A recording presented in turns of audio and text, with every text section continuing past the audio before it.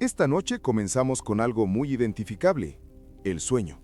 O más exactamente, cómo dormían las personas medievales, que resulta ser mucho más extraño de lo que la mayoría de nosotros podría imaginar. Antes de ponerte cómodo, tómate un momento para darle me gusta al video y suscribirte, pero solo si realmente disfrutas de lo que hago aquí. Y házmelo saber en los comentarios desde dónde nos estás viendo y qué hora es para ti. Siempre es fascinante ver quién se une desde diferentes partes del mundo. Ahora, atenúa las luces. Quizás enciende un ventilador para ese suave zumbido de fondo y adentrémonos juntos en el viaje de esta noche. Antes de la electricidad, tic-tac y los influencers de higiene del sueño, las personas medievales abordaban la noche con un horario que desconcertaría al entusiasta moderno de la melatonina. Se llamaba sueño segmentado, un ciclo de sueño natural de 2 partes, dividido limpiamente por la mitad como una galleta medieval rancia. La rutina era simple. Después del anochecer, la mayoría de la gente se acostaba temprano, cayendo en lo que se conocía como primer sueño. Luego, después de unas 4 horas, se despertaban deliberadamente y pasaban la siguiente hora o 2 haciendo lo que solo puede describirse como multitarea medieval de medianoche. Esto no se consideraba insomnio, era simplemente cómo funcionaba el sueño. El periodo de vigilia entre los 2 sueños se consideraba práctico, útil y ocasionalmente alarmantemente social. La gente usaba este tiempo para rezar, leer textos religiosos, atender el fuego o revisar su ganado, porque nada arruina tu ciclo de sueño como preguntarte si tu cabra todavía está en el patio. Y sí, este también se consideraba el momento ideal para la intimidad. Los médicos medievales y los manuales matrimoniales señalaban que el cuerpo estaba bien descansado y en calma de mente durante este periodo, lo que suena como una forma educada de decir demasiado cansado para discutir. Así que si alguna vez pensaste que eras romántico por despertarte temprano para hacerle café a tu pareja, solo ten en cuenta que tus ancestros establecían el listón de manera muy diferente. El segundo sueño seguiría este interludio durando hasta el amanecer. Todos, desde monjes hasta granjeros, participaban en este ritmo nocturno. Incluso figuras literarias como Chaucer lo mencionaban casualmente, lo que significa que sí, incluso en la literatura medieval, la gente escribía sobre no dormir correctamente. Curiosamente, la ciencia moderna ha sugerido que el sueño segmentado podría ser más natural para los humanos. El ciclo de 2 sueños se alinea con cómo funcionan nuestros ritmos circadianos en ausencia de luz artificial. Así que la próxima vez que te encuentres completamente despierto a las 2 de la mañana, no te asustes, solo susurra, «Ah, sí, la vigilia ha comenzado», y ve a atender una chimenea simbólica.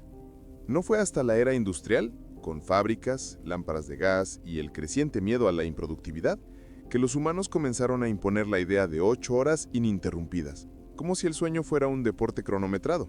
En el mundo medieval, despertarse en medio de la noche no era un fracaso, era el horario, y todos lo seguían les gustara o no. Hablemos de camas, o más bien, de la aproximación medieval de ellas. En el mundo actual nos obsesionamos con el conteo de hilos, la espuma con memoria, los geles refrigerantes y si un colchón es como una nube. En la Europa medieval, una cama era a menudo solo un montón de cosas que solían estar vivas, ahora aplastadas bajo el peso del mal sueño y los arrepentimientos no expresados. La típica cama campesina consistía en un matraz de paja, conocido como palé. Esto era literalmente paja o heno, metido en un saco de tela áspera, si tenían el lujo de un saco. Si no, era solo paja en el suelo, posiblemente húmeda, posiblemente ya reclamada por un gato de campo. Estos palés no eran cómodos, pero eran mejores que nada, que era la alternativa. La paja era barata, abundante y buena para aislar contra el frío. También era excelente para albergar insectos, piojos y el ocasional ratón de campo, lo que hacía que dormir fuera un ejercicio de quietud cautelosa. Si picaba, lo enmarabas. Si mordía, simplemente te movías ligeramente y esperabas lo mejor. Si una familia tenía un poco más de dinero, o al menos una espalda funcional, podrían elevar el colchón de paja sobre un frame de madera.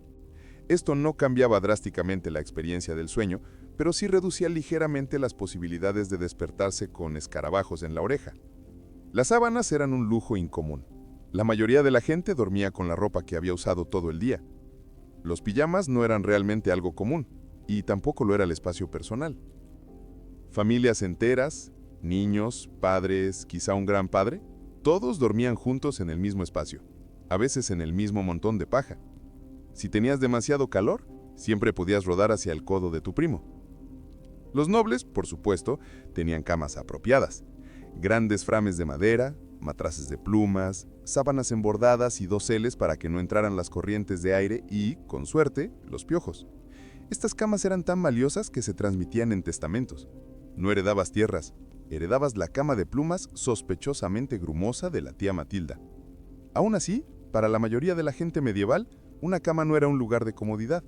Era un lugar para no congelarse, para evitar a las gallinas y quizás, solo quizás, para soñar con ser lo suficientemente rico como para algún día dormir en algo que no cacareara ni crujera. Cuando escuchamos gorro nocturno, hoy pensamos en una bebida acogedora. Quizás algo con whisky, un fuego cálido y una decisión cuestionable. Pero en la Edad Media, un gorro nocturno no era una bebida, era un sombrero. Una pieza real, tangible e incluso a veces ridículamente parecida de tela, diseñada para evitar que tu cabeza se congelara mientras dormías. Verás, el aislamiento no era exactamente el punto fuerte de la arquitectura medieval. Los muros de piedra, los techos de paja con corrientes y las ventanas hechas de cuerno de animal delgado o pergamino aceitado no hacían mucho contra el frío. ¿Y la calefacción central? Eso se llamaba un perro. Así que para mantener sus cabezas cálidas por la noche, especialmente porque el calor corporal se escapa más rápido a través del cuero cabelludo, la gente medieval adoptó el humilde gorro nocturno. Estos sombreros venían en todas las formas y tamaños, pero la versión más icónica era larga y puntiaguda, como algo que esperarías en un mago que trabaja a tiempo parcial como desollinador. Generalmente estaban hechos de lana, lino o cualquier trozo de calor que pudiera ahorrarse sin enojar a la cabra de la familia. Para los hombres era un accesorio práctico. Para las mujeres a veces funcionaba como una cofia o envoltura para la cabeza, que también servía el doble propósito de mantener la modestia y cubrir el cabello que no había visto jabón desde la última cuaresma. Pero más allá del calor, los gorros nocturnos también tenían peso social. En ciertas regiones se esperaba que las mujeres casadas se cubrieran la cabeza en todo momento, y sí, incluso mientras dormían. Y el gorro en sí podía estar bordado o teñido para reflejar la riqueza o el estatus de una familia. Porque nada dice éxito como irte a la cama con una mini bandera en el cráneo. En ciudades más urbanas, el gorro nocturno incluso se convirtió en un símbolo de estar fuera de servicio. Si abrías tu puerta usándolo, era una forma educada medieval de decir, no estoy vestido para conversar. Y sí, este sombrero significa vete. Por supuesto, los gorros nocturnos a menudo se combinaban con camisones, que eran esencialmente túnicas largas y holgadas. Imagina a Ebenezer Scrooge, menos la lección moral embrujada. La ropa de dormir no era sensual, pero era práctica, que picaba y ocasionalmente inflamable. Hoy, la idea de dormir junto a un extraño generalmente se limita a vuelos nocturnos, viajes de acampada excesivamente ambiciosos, o la ocasional y extraña confusión de Airbnb. Pero en la Europa medieval, esto era completamente normal y nada para nada opcional. Digamos que eres un mercader viajero, un peregrino o simplemente alguien cuya mula se rindió a mitad de camino a Norwich. Encuentras una posada, un lujo raro en sí mismo, y pides un lugar para dormir. Lo que obtienes no es una habitación, ni una cama, ni siquiera un suelo particularmente limpio. Lo que obtienes es un lugar en una cama que ya está ocupada. Las posadas medievales operaban más como dormitorios humanos que hoteles modernos. La privacidad no se esperaba. Si la cama tenía espacio, la compartías, generalmente con completos extraños que podrían roncar, hablar en sueños o tener un número sospechoso de forúnculos. Esto no se consideraba rudo, era simplemente uso eficiente del recurso. Las camas podían alojar a 2, 3, incluso 4 viajeros dependiendo del tamaño y la tolerancia social. En ciudades más grandes podrías terminar en un salón tipo dormitorio con ramas de camas y absolutamente cero espacio personal. Los concursos de ronquidos no se juzgaban. El territorio de codos era ferozmente disputado. A veces, los hombres y las mujeres estaban separados, pero no siempre. Algunas posadas intentaban asignar camas por profesión, herreros con herreros, clero con clero, ladrones con otros ladrones, supuestamente. Pero a menudo era el primero en llegar, el primero en desparramarse.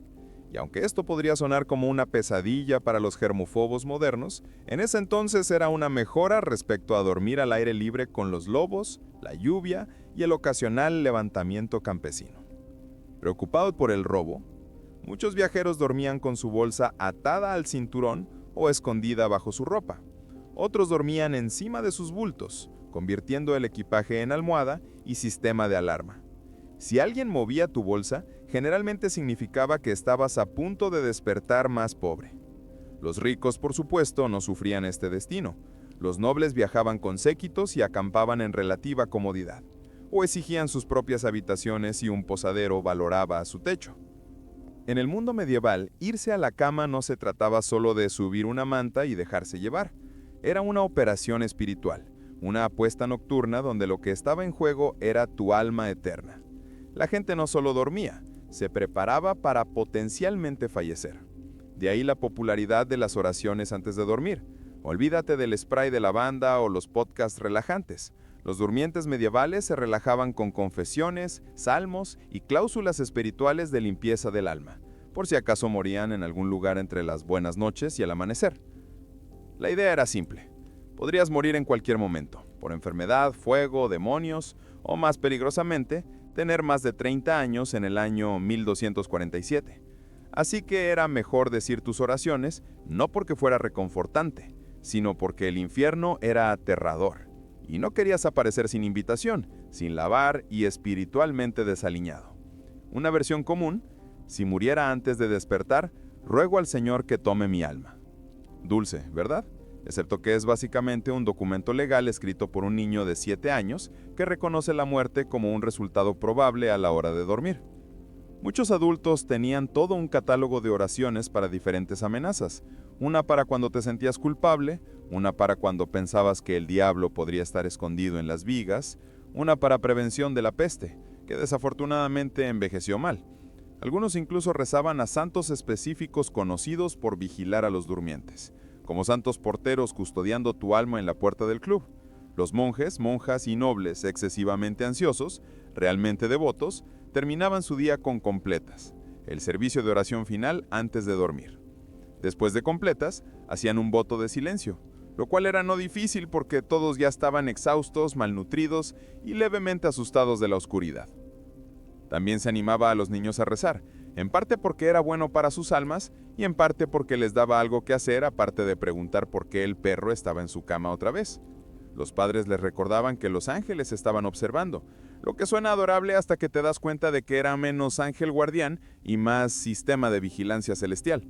En resumen, la oración antes de dormir era menos sobre paz y más sobre control de daños de último minuto. Piensa en ello como software antivirus medieval. Esperabas que funcionara, aunque si no entendías completamente cómo. En el mundo moderno, los sueños generalmente se desestiman como tonterías aleatorias, estrés, demasiado queso o tu cerebro tratando de archivar papeles en la oscuridad. Pero en el mundo medieval, los sueños se tomaban muy en serio, como en consecuencias eternas en serio.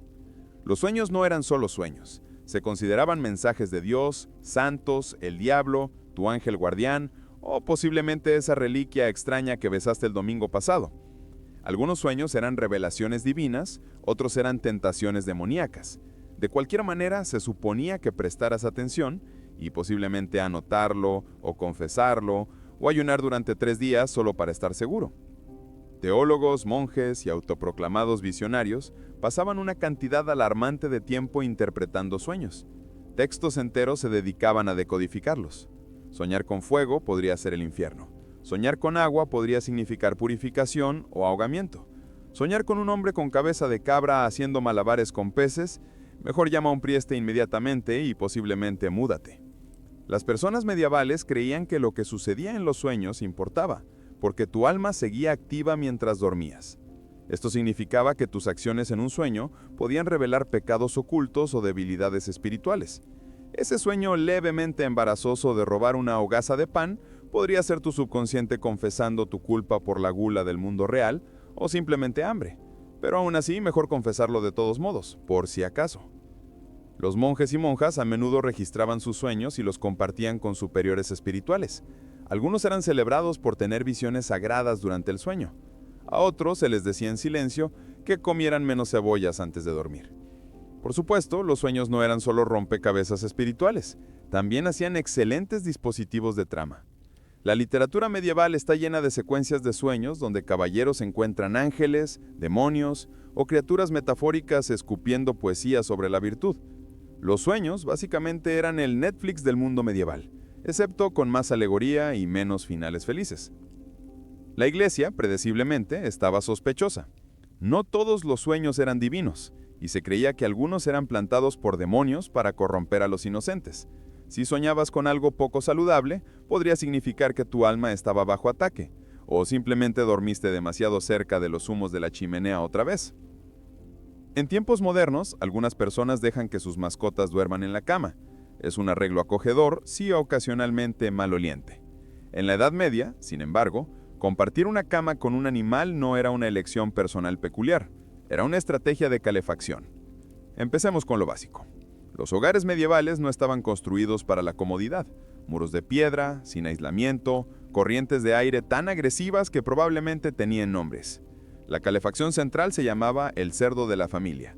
En los hogares campesinos, no era extraño que humanos y ganado durmieran en la misma habitación, a veces en la misma cama y muy a menudo en el mismo montón de paja. Las gallinas deambulaban libremente, los perros se acurrucaban a tus pies, los cerdos resoflaban suavemente junto al hogar, y si tenías suerte, ninguno de ellos te mordía durante la noche. Esto no se trataba de afecto, aunque las personas medievales ciertamente apreciaban a sus animales. Se trataba de supervivencia. Los animales generaban calor corporal, eran cálidos, relables y a diferencia de algunos parientes, no acaparaban la manta. Un perro grande podía evitar que tus dedos de los pies se congelaran.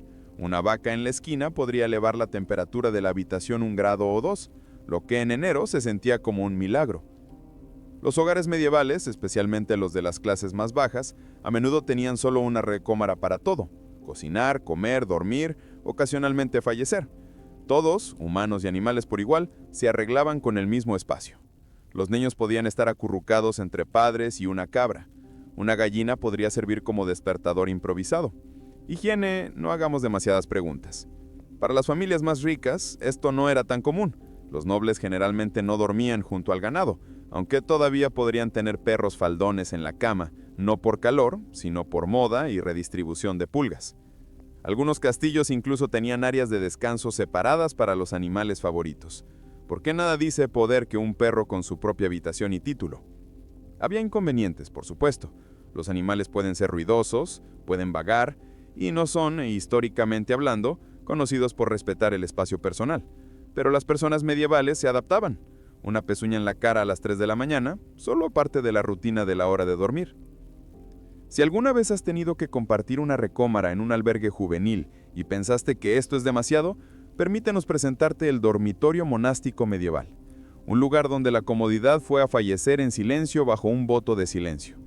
Los monasterios no creían en el espacio personal, ni en la suavidad, ni en la diversión realmente.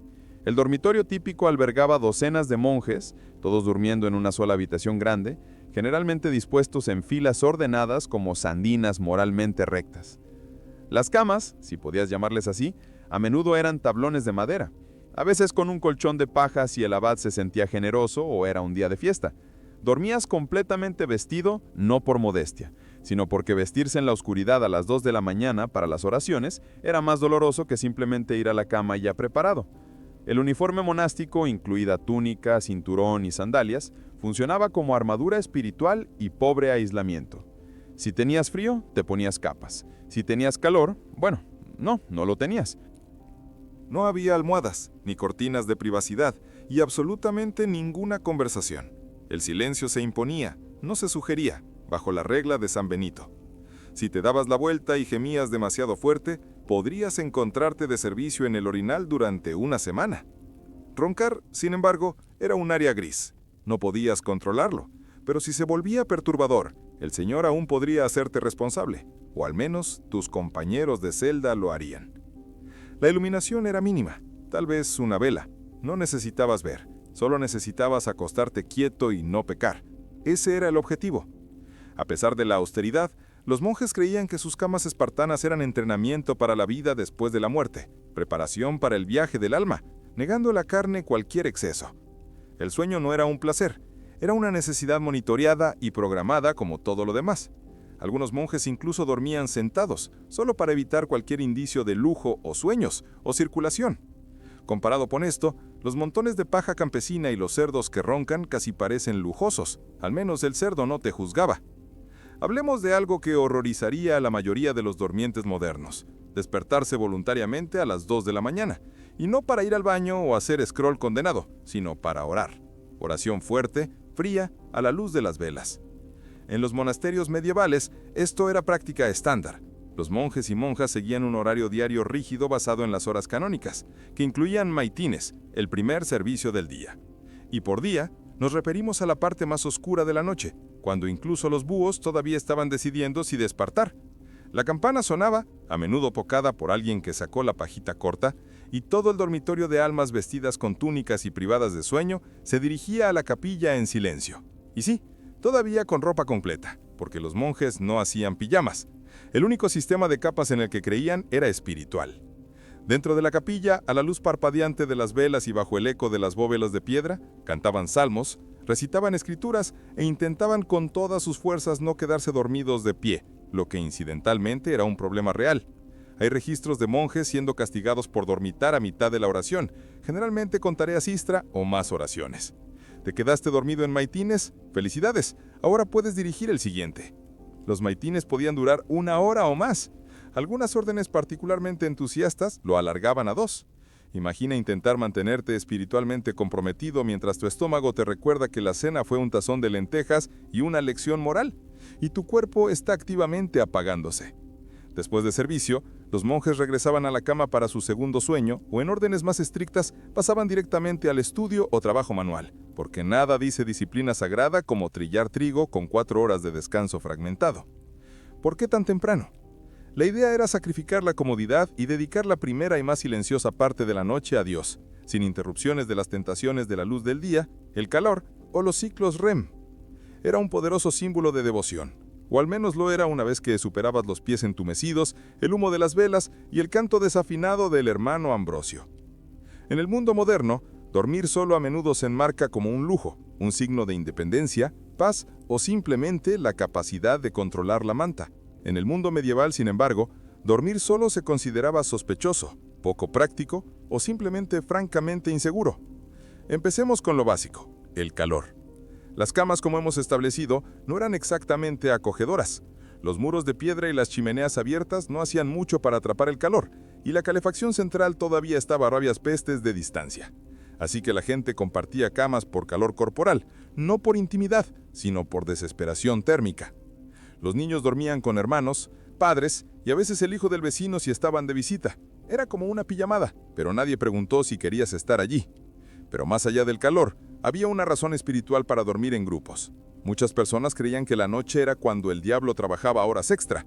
Solo en la oscuridad, tu alma podría ser vulnerable a la tentación o, peor aún, a la posesión. Tener a otro ser que creaba una especie de zona de amortiguación moral. Si algo salía mal, al menos alguien lo presenciaría o atraparía al demonio primero. Para los niños, estar solos en la noche era prácticamente impensable, no solo por consuelo, sino porque fantasmas, hadas y espíritus errantes eran parte del paisaje nocturno. Los cuentos advertían contra el sueño solitario como una puerta de entrada a la travesura y el peligro espiritual. Y a diferencia de las historias para dormir de hoy, estos cuentos no terminaban en abrazos, terminaban en desapariciones. Incluso las parejas casadas a menudo compartían sus camas con niños, sirvientes o huéspedes al azar. La privacidad no era un concepto tanto como un mito moderno. De hecho, la idea de 2 personas durmiendo solas en una cama gigante era tan extraña que habría sido considerada derrochadora o profunda y profundamente sospechosa. En contextos religiosos, incluso los monjes a menudo dormían comunitariamente, y si a alguien se le asignaba dormir solo, a menudo era por razones disciplinarias. Sí, en algunos casos estar solo en la cama era literalmente un castigo. Lógica medieval: el sueño solitario otorga oportunidad para el pecado. El sueño en grupo, responsabilidad pública. La próxima vez que estés acurrucado en tu propia cama con tu propia manta en una recámara que no huele a gato, disfruta el silencio. En tiempos medievales, probablemente tendrías 2 niños, un perro pastor y un primo allí contigo, todos roncando. Si alguna vez te has dormido accidentalmente sentado en una conferencia, un carruaje o una sala de espera del dentista, probablemente te despertaste con un dolor en el cuello y una profunda sensación de arrepentimiento. Pero en la Edad Media, Dormir erguido no era un accidente, era un estilo de vida.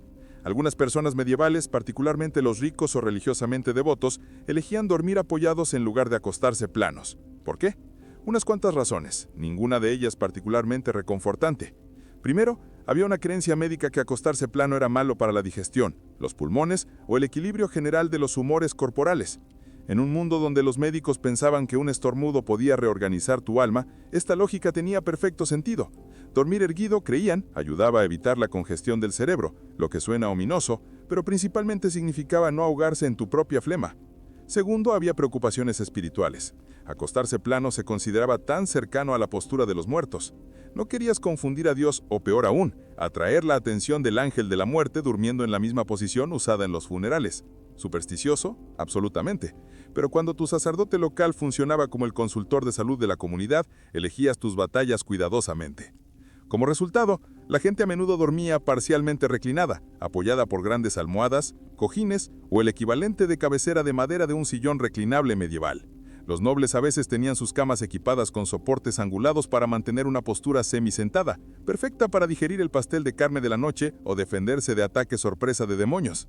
Los monjes lo llevaron un paso más allá. En órdenes más estrictas, incluso podrían dormir sentados erguidos en un banco o apoyados contra una pared fría con nada más que una capucha para amortiguar la incomodidad. No se trataba de salud, se trataba de disciplina. Si estabas tan cómodo, podrías soñar. Si soñabas, podrías pecar. Si pecabas, bueno, bienvenido a la confesión a las 5 de la mañana. No hace falta decir que esto no se trataba de descanso de calidad, se trataba de virtud, incomodidad y teología levemente confusa. Olvida los sueños embrujados o los duendes debajo de la cama. Para las personas medievales, los verdaderos monstruos de la noche ya estaban en las sábanas, pequeños, persistentes y completamente desinteresados en tus oraciones. Estamos hablando, por supuesto, de pulgas, liojos y la mascota no oficial del dormitorio medieval, la chinche. No lo endulcemos. La higiene no era exactamente el punto fuerte de Europa medieval. Los baños eran raros, la lavandería era cara y el jabón a veces estaba hecho de sustancias mejor dejadas sin nombre. Agrega a eso colchones rellenos de paja, ropa de cama compartida y la ocasional gallina viva bajo los pies, y tienes el ambiente perfecto para un buffet de plagas, todo lo que puedas comer. Las pulgas y los liojos eran tan comunes que prácticamente eran compañeros de cuarto. Los campesinos lidiaban con ellos a diario. Los nobles, a pesar de sus sábanas de satín y camas de plumas, no estaban exentos. De hecho, algunas casas más ricas tenían despojadores dedicados, sirvientes reales encargados de quitarle ojos del cabello y la ropa de sus empleados. Imagina eso como tu título de trabajo, maestro del cuero cabelludo real. Las chinches, mientras tanto, eran los asesinos silenciosos del sueño medieval. Se escondían en marcos de madera de camas, costuras de colchones y hasta en las crisuras de las paredes de piedra, emergiendo por la noche para festejar como pequeños vampiros. Si alguna vez te preguntaste por qué las personas medievales usaban gorros de noche y dormían completamente vestidas, no siempre era por el calor, a veces era armadura de defensa contra las plagas. Las soluciones variaban desde levemente efectivas hasta impresionantemente dementes. Algunas casas quemaban hierbas de olor fuerte como ajenjo o tanaceto para repeler insectos.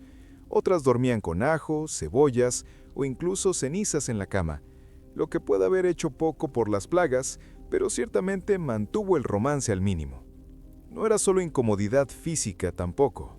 Las pulgas a menudo se veían como símbolos de pecado o impureza moral, recordatorios mordaces de la caída del hombre y las malas elecciones de ropa de cama. Se escribieron poemas enteros sobre pulgas, algunos moralizantes, algunos extrañamente románticos, porque nada dice te amo como seamos unidos como la pulga que nos muerde a ambos.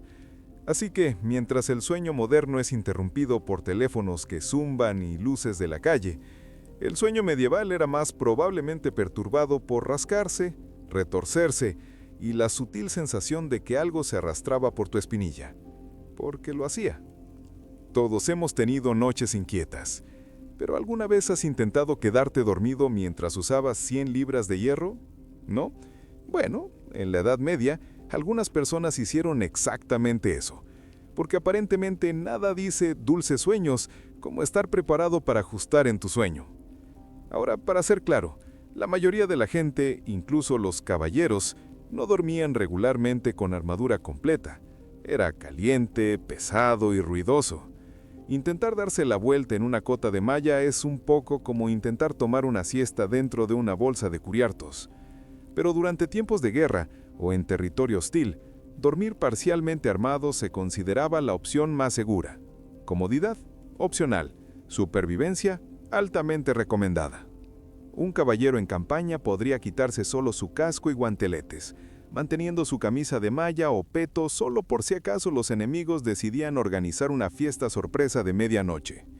No hay nada como despertarse con el sonido de cascos y tener que equiparse mientras todavía estás medio soñando con nabos. En castillos bajo asedio, hombres de armas incluso podrían dormir con espadas o hachas a su lado, como mantas de seguridad muy agresivas. Los escudos funcionaban como almohadas, y si el enemigo violaba las murallas, bueno, al menos no tendrías que vestirte. Prioridades. Por supuesto, dormir con armadura no era exactamente reconfortante. El hierro no es transpirable, y la cota de malla tiene un mal hábito de pellizcar la piel. Agrega suelos de piedra fríos, ropa de cama minimal, y los sonidos ambientes de compañeros roncando y antorchas crepitando, y tienes un ambiente de sueño que se ubica en algún lugar debajo de una terminal de aeropuerto en la escala de comodidad. Incluso aquellos que no estaban en batalla a veces usaban equipo protector ligero mientras dormían en regiones peligrosas. Comerciantes viajeros o guardias de servicio de vigilancia podrían tomar una siesta en gambezones, chaquetas acolchadas gruesas que ofrecían un poco de protección y un poco más de acolchado que el apoyo moral solo. Y para que no lo olvidemos, la armadura no era exactamente sutil. Si te dabas la vuelta de la manera equivocada, podrías hacer tanto ruido que todos los demás se despertaban y asumían que el apocalipsis había llegado de nuevo. En una época en que los demonios nocturnos, las infestaciones de piojos y los cerdos en tu cama no se consideraban inusuales, podrías pensar que el sonambulismo era solo otro inconveniente medieval. Pero oh no, era mucho más dramático que eso. En la Edad Media, si empezabas a deambular durante tu sueño, la gente no lo atribuía a estrés o exhaustión. Asumían que estabas poseído, embrujado o tenías asuntos pendientes con el Sacro Imperio Romano.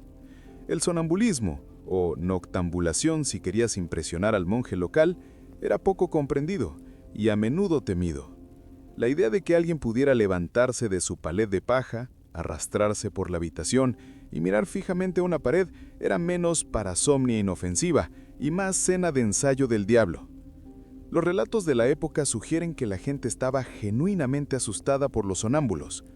Imagina esto: un hombre con una camisa de noche larga, vela en mano, ojos vidriosos, murmurando latín que en realidad no hablaba mientras pisaba sobre el ganado. Pensarías fantasma o hereje, o ambos, y dependiendo de tu sacerdote local, un exorcismo podría estar programado antes del desayuno.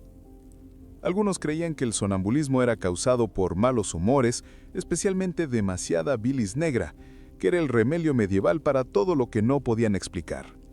Otros pensaban que sucedía porque el alma era liberada temporalmente durante el sueño, dejando al cuerpo libre para tropezar como una mula desatendida. Para prevenir estas aventuras nocturnas, la gente intentó de todo, desde remedios herbales hasta rezar sobre sus camas, colgar amuletos de hierro o, en áreas más rurales, simplemente atar la pierna de la persona a una silla. Si eso suena extremo, considera que casas medievales tenían hogares abiertos, cuchillos por todas partes y orinales esperando ser volcados trágicamente. En un giro curioso, había rumores de personas trepando a los tejados en su sueño. Ya sea que estos relatos fueran exagerados o no, el miedo a los saltadores soñadores llevó a ventanas con barras y debates teológicos ocasionales sobre si una persona podía pecar mientras estaba inconsciente. Afortunadamente, la mayoría de los sonámbulos solo paseaban, murmuraban o intentaban abrir puertas imaginarias. Pero si alguien caminaba sonámbulo hacia una iglesia, los locales podrían tratarlo como una señal divina o pedir un ritual de limpieza solo para cubrir todas las bases espirituales. Si la vida medieval enseñó algo a la gente, fue a cómo dormir a través del caos. Campanas de iglesia, tormentas eléctricas, ganado gritando, el asedio ocasional. Para los habitantes privados de sueño de la Edad Media, estos eran solo ruidos ambientes, la versión medieval del ruido blanco. Empecemos con las campanas.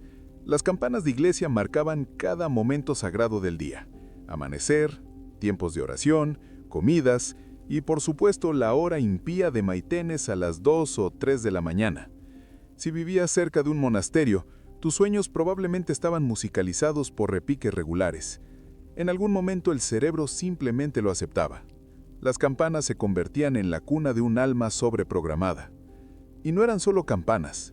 Las tormentas eran frecuentes y terribles. Sin aplicaciones meteorológicas ni ventanas de triple cristalamiento, experimentabas cada trueno como si el mundo pudiera terminar. Los techos goteaban, las ventanas rateteaban y las chimeneas aullaban como bansíes. Aún así, la gente dormía. Tenían que hacerlo. El trabajo no se detenía por el insomnio, tampoco el arado, la oración o huir de los vikingos. Hablando de eso, las invasiones y los eventos apocalípticos tampoco siempre eran un impedimento para la hora de dormir.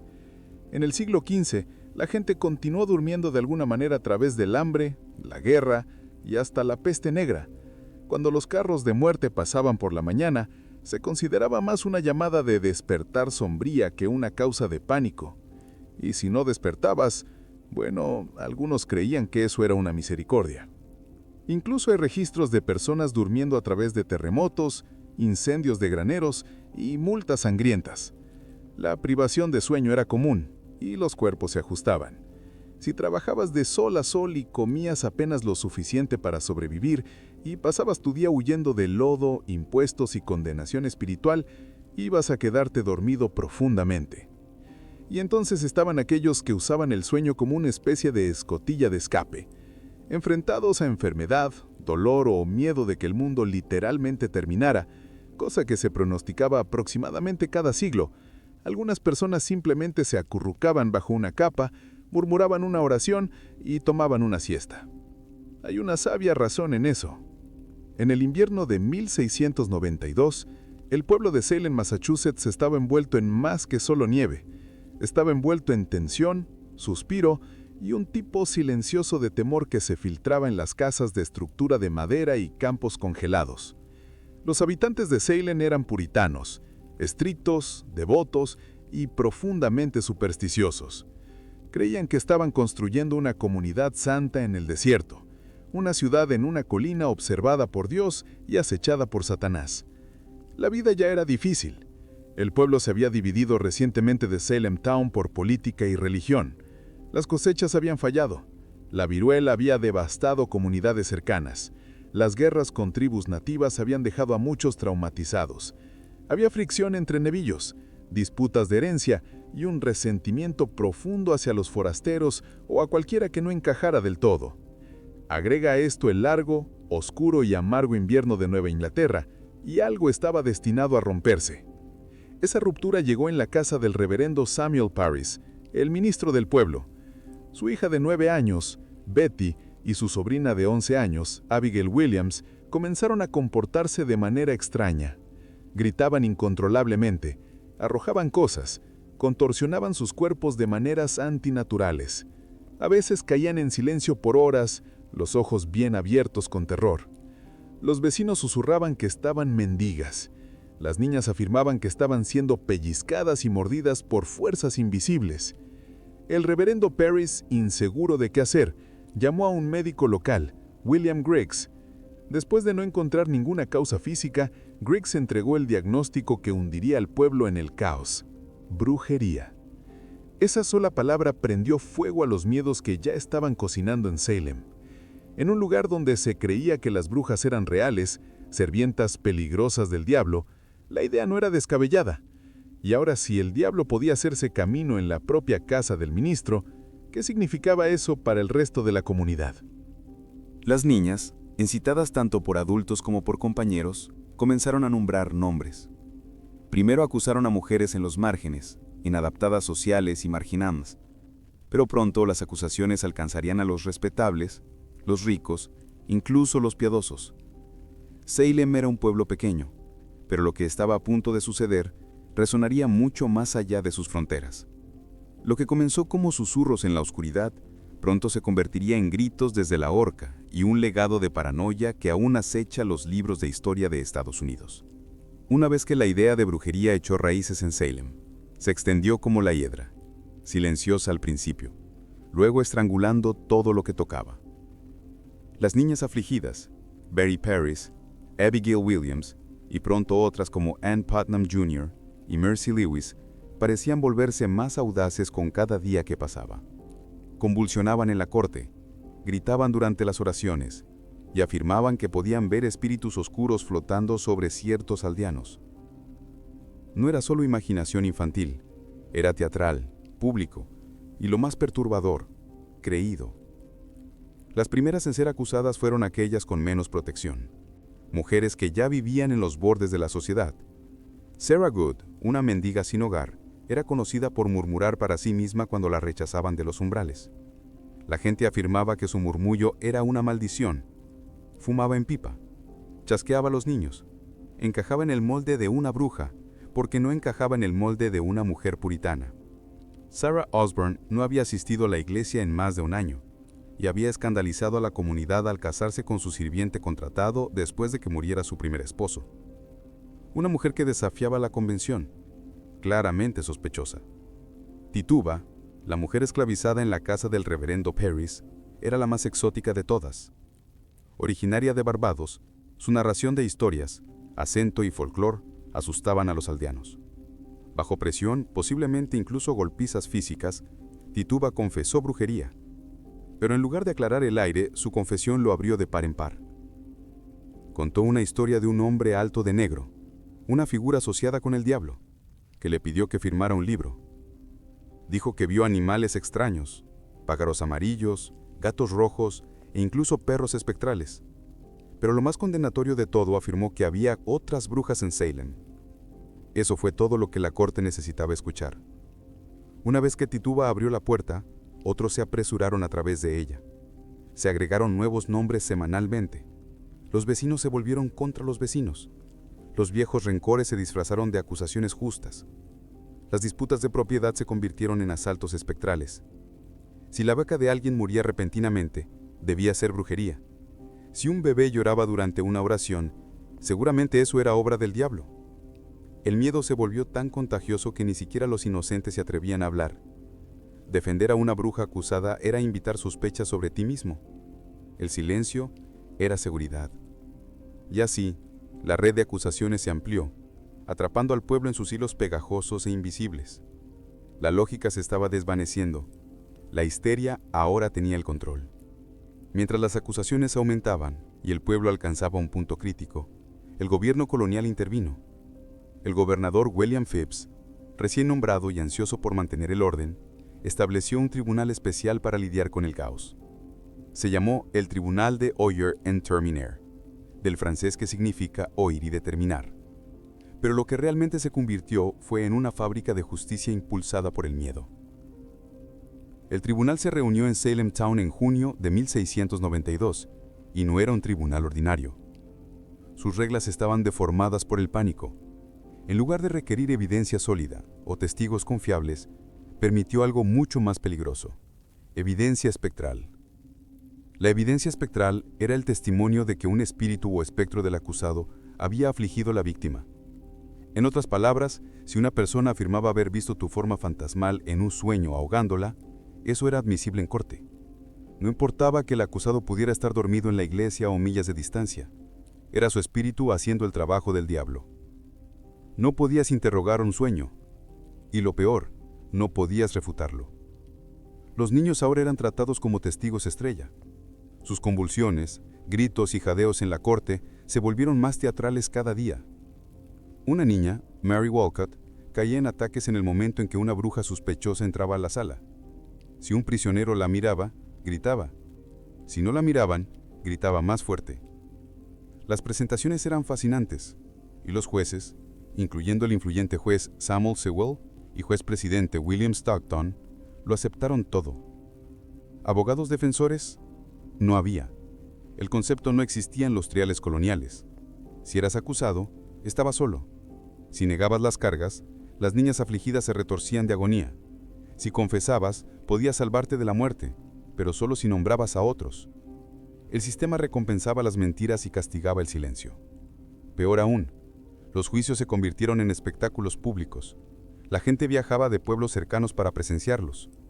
Los acusados eran desfilados en la corte con cadenas, ocasionalmente desconcertados, ocasionalmente pobres y casi siempre impotentes. Y aún así, no todos creían. Algunos habitantes del pueblo susurraban que las niñas estaban fingiendo. Otros cuestionaban por qué solo ciertos tipos de personas estaban siendo acusadas, pero pocos hablaban abiertamente. Cuestionar la corte significaba cuestionar la voluntad de Dios. En Salem, la razón se había hecho un lado, y la ley se había convertido en un espejo que reflejaba el miedo, no la justicia. El 10 de junio de 1692, la horca en Salem clamó a su primera víctima, Bridget Bishop. No era nueva en el escándalo. Su reputación la convirtió en un blanco fácil. Usaba ropa brillante roja, dirigía una taberna y había sido acusada de brujería años antes. Durante su trial, los vecinos testificaron que su espíritu los peñiscaba por la noche, que sus bebés morían después de que ella pasaba y que guardaba muñecos encantados. Ella negó todo. Aún así, la corte la encontró culpable. Fue llevada a Gallows Hill, un parche de tierra estéril y azotado por el viento justo afuera de Salem. Sin oración, sin misericordia. La cuerda fue tirada. La multitud observó, y con esa sola ejecución, la maquinaria de la muerte comenzó a girar. Las ejecuciones que siguieron llegaron rápido.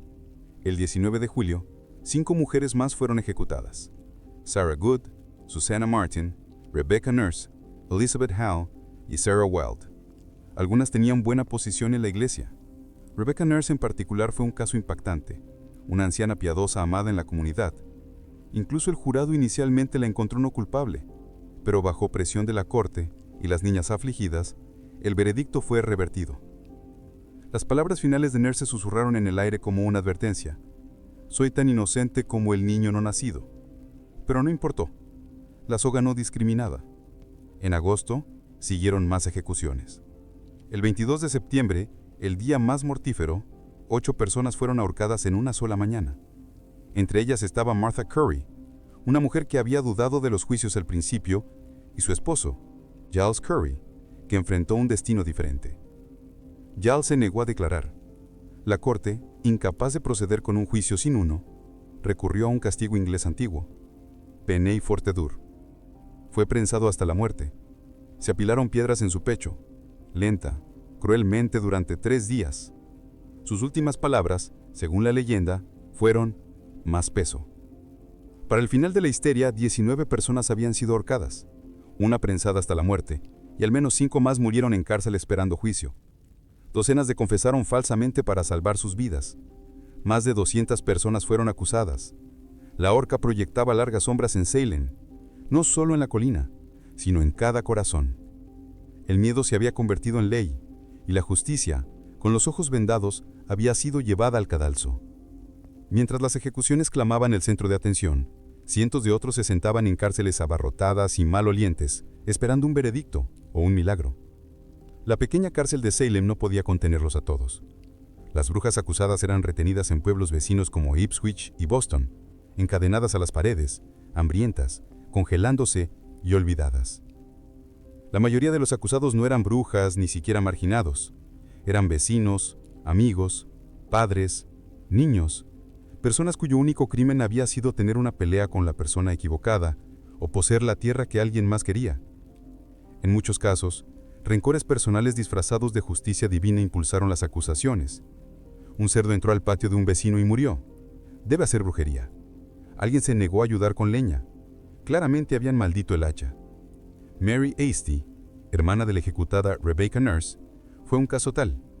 Era una madre respetada de 7 hijos conocida por su piedad. Inicialmente liberada por la corte, fue arrestada nuevamente días después en nuevos ataques de las niñas. Su segundo arresto selló su destino. En una petición final a los jueces, Mary les rogó no por su propia vida, sino que pusieran fin a estos procedimientos antes de que se derramara más sangre inocente. Fue ahorcada poco después. Otro caso notable fue Dorothy Good, la hija de 4 años de Sarah Good. Después del arresto de su madre, Dorothy fue interrogada y bajo presión confesó ser una bruja. Sus respuestas, un galimatías y miedo, fueron tomadas como verdad. Fue encarcelada durante 8 meses con cadenas. Cuando finalmente fue liberada, estaba mentalmente destrozada, nunca recuperándose del trauma. Las mujeres embarazadas no fueron perdonadas. Elizabeth Proctor, cuyo esposo John Proctor luego sería ahorcado, fue encontrada culpable y sentenciada a muerte. Pero porque estaba embarazada, su ejecución fue retrasada. Probablemente le salvó la vida. Dio a luz en la cárcel y finalmente fue liberada después de que terminaron los juicios. Las acusaciones se multiplicaron como bolas de nieve. Algunos acusados confesaron desesperadamente para evitar la muerte, luego nombraron a otros para desviar las sospechas de sí mismos. Familias enteras fueron arrastradas a la espiral. Padres, esposas, hijas, nadie estaba fuera del alcance. Mientras tanto, las cárceles se hincharon más allá de su capacidad. La comida era escasa, las enfermedades se propagaban. Algunos murieron esperando juicio, perdidos en el limbo legal de la paranoia. Y aún se agregaban nuevos nombres cada semana. En Salem ya no importaba quién eras, solo quién estaba dispuesto a decir tu nombre. Para el otoño de 1692, el hechizo de la histeria comenzó a agrietarse. No porque la corte recuperara el juicio, sino porque la realidad se abrió camino de regreso. El punto de inflexión llegó cuando las acusaciones se volvieron demasiado audaces. Personas que una vez habían apoyado los juicios se encontraron repentinamente en el lado equivocado de ellos. El reverendo George Burroughs, un exministro de Salem, fue arrestado y acusado de ser el líder de las brujas. Era bien educado, elocuente y previamente había chocado con familias influyentes en el pueblo. Eso fue suficiente.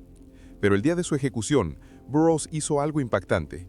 Se paró en la horca y recitó impecablemente el Padre Nuestro, algo que se creía que las brujas eran incapaces de hacer. La multitud quedó en silencio. Algunos lloraron. Incluso observadores endurecidos quedaron sacudidos, pero la ejecución continuó.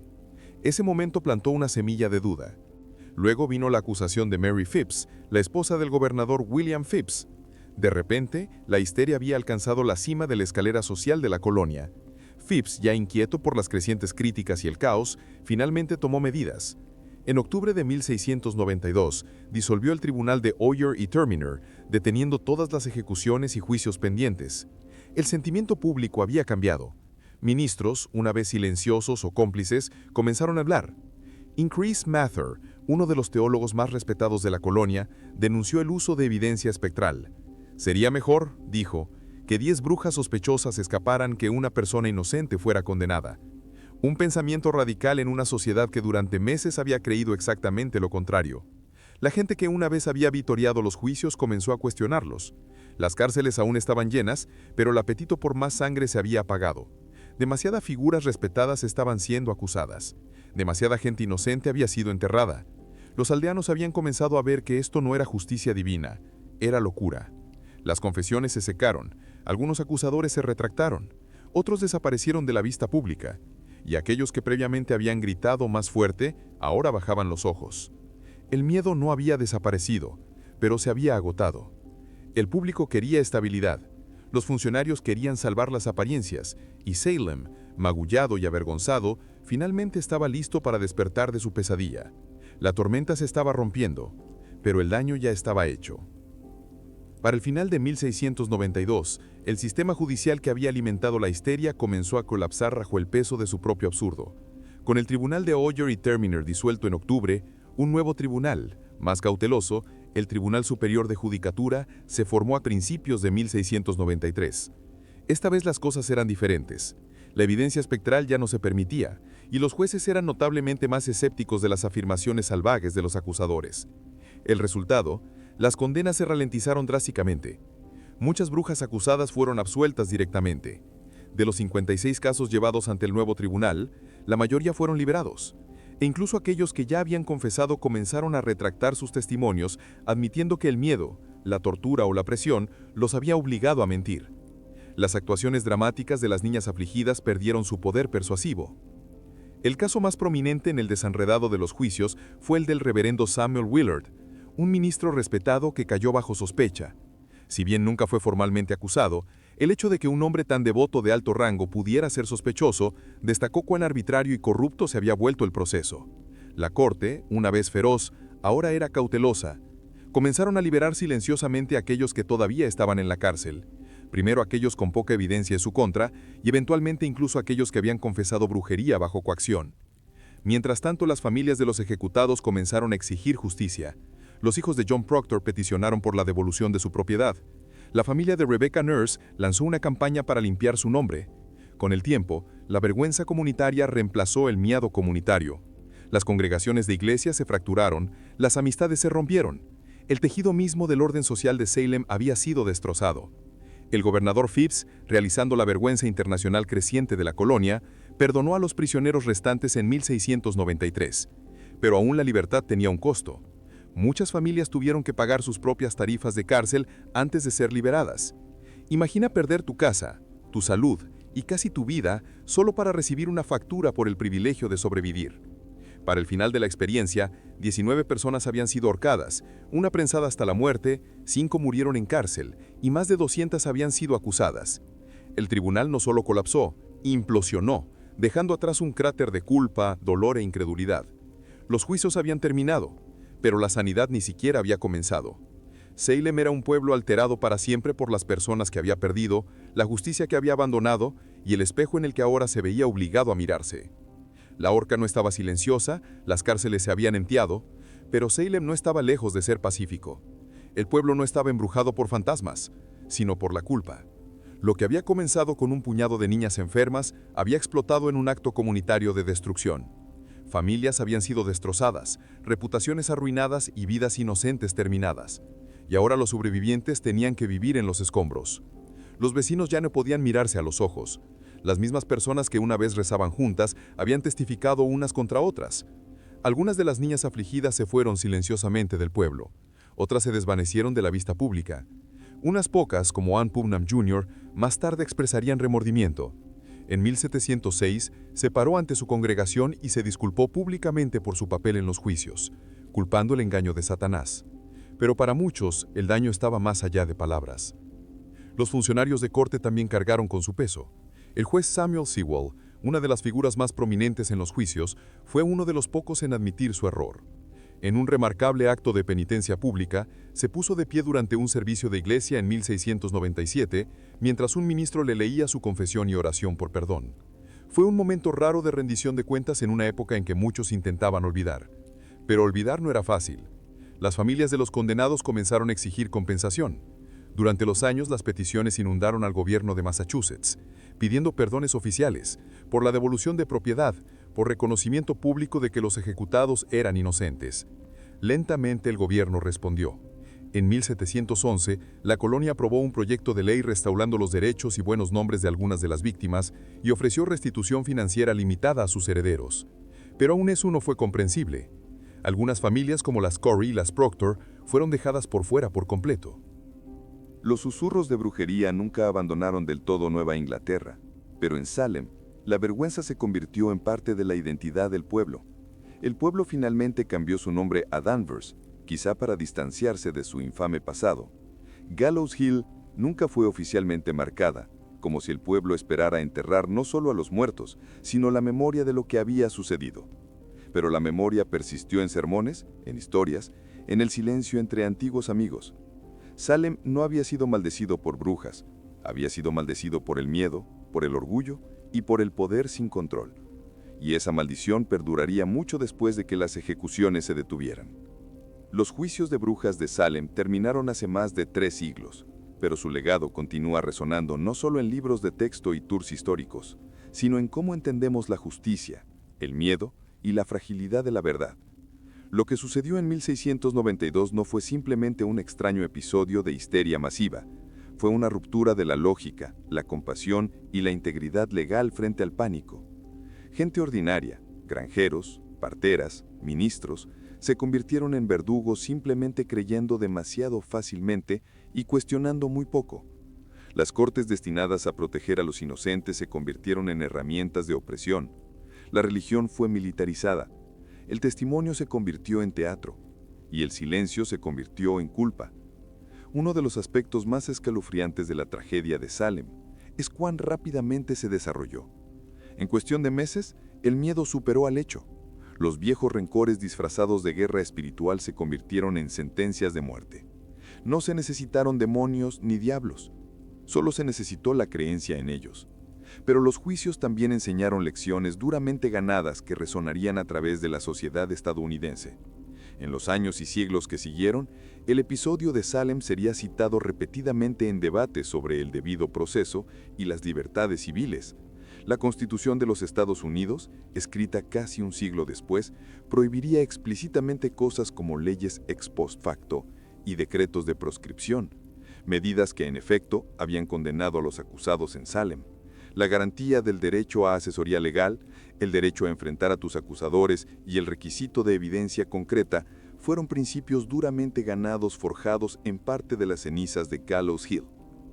En tiempos modernos, la frase «casa de brujas» se ha convertido en sinónimo de persecución política o pánico moral, aunque a menudo se usa con poca consideración por el terror real que esas palabras representan. En verdad, Salem no fue una metáfora. Fue un pueblo donde la gente fue ahorcada por crímenes imaginarios, traicionada por los mismos sistemas diseñados para protegerlos. Los juicios de brujas de Salem son una historia de advertencia, no solo del descenso de un pueblo a la locura, sino de cuán fácilmente puede caer la razón cuando al miedo se le da autoridad. La horca puede haberse ido, las salas de corte silenciosas, pero la advertencia aún permanece. La verdad es frágil. La justicia no es automática, y la historia tiene el hábito de repetirse, a menos que recordemos. Fulvia nació alrededor del 83 antes de nuestra era en la élite, pero ligeramente excéntrica familia Fulvia, una antigua casa plebeya que hacía tiempo se había abierto camino a los escalones superiores de la política romana. Aunque no era uno de los clanes patricios más antiguos, los Fulvi habían producido cónsules, generales y oradores. Su linaje llevaba tanto ambición como gusto por la disrupción. El padre de Fulvia, Marco Fulvio Bambalio, era más conocido por su habla torpe que por su legado político. Su apodo, Bambalio, literalmente se refería a su tartamudez, pero Fulvia, ella no tartamudeaba. Nació para mandar. Desde temprana edad, Fulvia habría estado rodeada por el mundo de bordes afilados del poder romano. Senadores y generales debatían política en su hogar. Las elecciones y la traición eran noticias diarias. Habría visto cómo la política no se jugaba solo en el foro, sino en matrimonios, funerales, rumores y tratos de trastienda. Se esperaba que las mujeres en los hogares romanos de élite fueran parejas silenciosas, refinadas, educadas y obedientes. Fulvia rompería todas esas expectativas. Era rica, altamente educada y conectada, y lo sabía.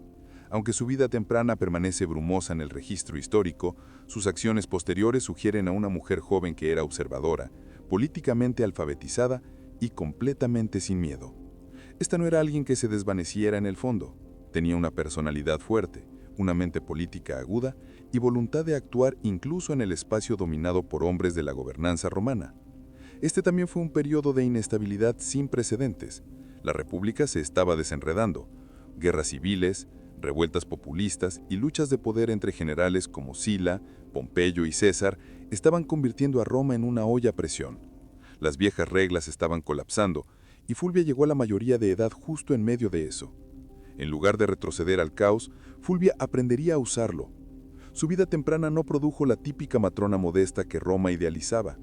Produjo una mujer que veía la política no como un mundo de hombres a temer, sino como un campo de batalla a dominar. Ella continuaría a casarse con 3 hombres poderosos, cada uno un jugador radical en la historia romana. Pero Fulvia no solo se casaría con el poder, ella comandaría armistios, lideraría revueltas y se convertiría en la primera mujer romana en aparecer en monedas, no como una diosa, sino como ella misma. Roma no estaba lista para Fulvia, pero ella estaba lista para Roma. El primer matrimonio de Fulvia fue con Publio Clodio Pulcro, y fue todo menos convencional. Clodio no era ningún noble romano ordinario, era un agitador populista, un incendiario político con un talento para el caos, el escándalo y el poder a nivel de calle. Para muchos de la élite romana era peligroso, para las masas era un héroe, y para Fulvia era una oportunidad estratégica. Su matrimonio, en algún momento de los primeros años 50 antes de nuestra era, unió a Fulvia con el hombre que había convertido la República Romana en su escenario personal. Clodio era infame por su desafío teatral de la tradición. Una vez se había disfrazado de mujer para infiltrarse en una ceremonia religiosa sagrada solo para mujeres en la casa de César, un comportamiento escandaloso que solo pareció elevar su popularidad. Más tarde, renunció a su estatus patricio para postularse al tribunado de la plebe, un cargo que le dio poder de veto sobre el Senado. Clodio entendía la política callejera de Roma mejor que muchos, y Fulvia, lejos de ser una consorte pasiva, estaba ahí junto con él. No era una pareja silenciosa. Las fuentes romanas sugieren que Fulvia participó activamente en el mundo político de su esposo. Se relacionaba con sus seguidores, era visible durante sus campañas y manejaba su hogar como un centro para la política de Clodio. Todos juntos representaban un nuevo tipo de pareja de poder romana, audaz, populista y sin complejos agresiva. Pero la alianza tuvo un costo. En 52 antes de nuestra era, Clodio fue asesinado en la Vía Apia por los guardaespaldas de su rival político, Tito Annio Milo. Su muerte envió ondas de choque por Roma, pero Fulvia no iba a duermolecer en silencio. Organizó un funeral político del que los historiadores todavía hablan hoy. Desfiló el cuerpo mutilado de Clodio a través del foro romano, heridas sangrientas expuestas para máximo efecto. El público quedó horrorizado e indignado. Estallaron disturbios. El edificio del Senado fue quemado hasta los cimientos. Fulvia había convertido el dolor personal en levantamiento público. Este fue su primer acto político importante y funcionó. Su capacidad para manipular la emoción pública, usar el espectáculo como estrategia y manejar el legado de su esposo como arma, la convirtió en una nueva clase de jugadora en la política romana. Clodio estaba ido, pero Fulvia había salido de la sombra, y Roma nunca la vería de la misma manera otra vez. Fulvia no se quedó en el duelo. En Roma el capital político tenía una vida útil corta, y ella entendía eso mejor que nadie. Poco después de la muerte violenta de Clodio Pulcro, entró en un segundo matrimonio, esta vez con Cayo Escribonio Curión, una estrella política en ascenso y uno de los partidarios más apasionados de Julio César. En la superficie, Curión parecía una pareja poco probable. Tenía una reputación extravagante y gusto por el drama, pero debajo de la bravuconería había un operador político astuto. Como tribuno de la plebe en 50 antes de nuestra era, Curión ejerció una enorme influencia durante uno de los periodos más volátiles de Roma. La república se tambaleaba entre la guerra y la paz, entre las ambiciones de César y la resistencia del Senado. Fulvia vio en Curión no solo un esposo, sino un puente al siguiente bloque de poder. Este no fue un rebote romántico, fue una alianza calculada. Con Clodio muerto, Fulvia necesitaba un nuevo ancla política, alguien que pudiera llevar adelante el legado populista que su primer esposo había construido y alguien que tuviera el respaldo de César. Curión cumplía ambos requisitos. A través de él, Fulvia permaneció estrechamente integrada en las dinámicas de poder cambiantes de Roma. Ella no solo se casó en el movimiento, ayudó a darle forma. Fulvia se aseguró de que los seguidores de Clodio permanecieran activos, rebautizando su causa bajo el liderazgo de Curión y manteniendo a las masas urbanas políticamente comprometidas. Pero el mundo romano estaba colapsando rápidamente. Las tensiones entre César y Pompeyo explotaron en guerra civil. Curión se lanzó a la lucha, tomando el lado de César.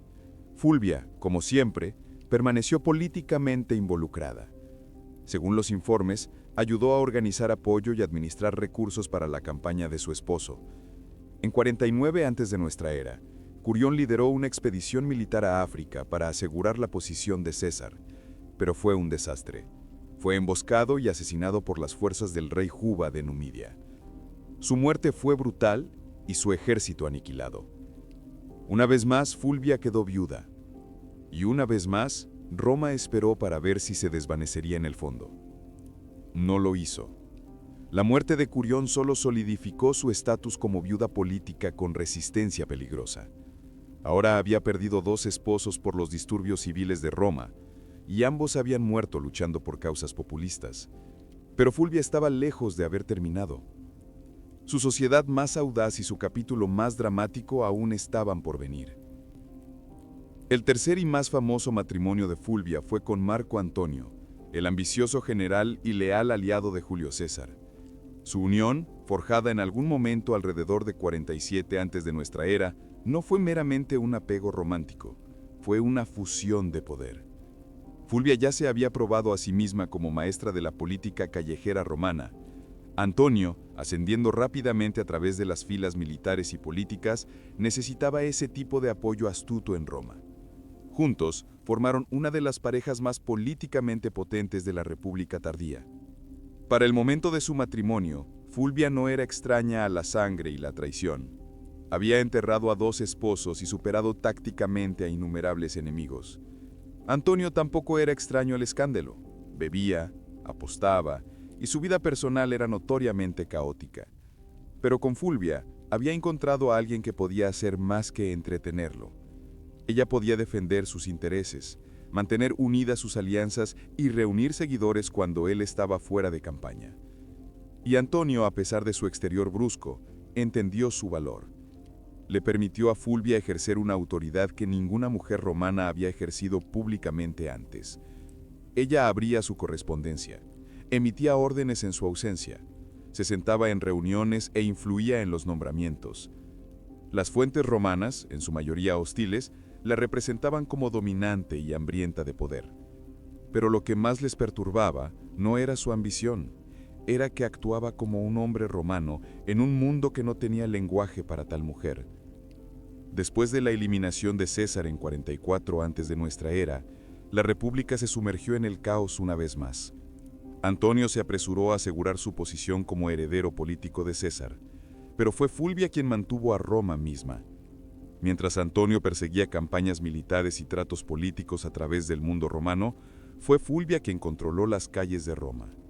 No era solo su esposa, era su regente en todo menos en nombre. En un periodo donde la violencia, el soborno y la influencia cruda mantenían el orden, Fulvia demostró que podía jugar el juego tan bien, si no mejor, que cualquier hombre en el Senado. Roma, después de la eliminación de César, era un campo de batalla sin espadas. El poder se había convertido en un objetivo en movimiento.